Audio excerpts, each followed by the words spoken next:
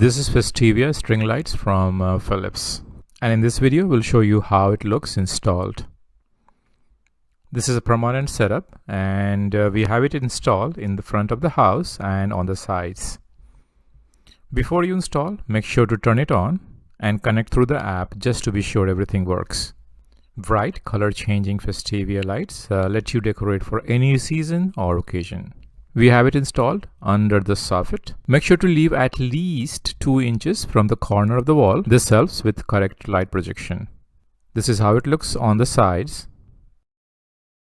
The light texture looks great when projected on stucco. And this is how the projection looks on vinyl siding.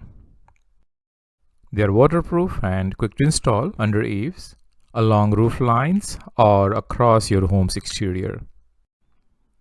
You can control the colors and brightness and apply themes.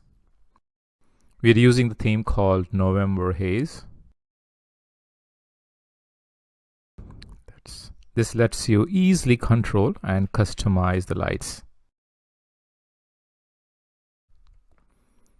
With 50 lumen per pod, Festavia lights are bright, versatile, and ready for any look you want. And this set is highly recommended.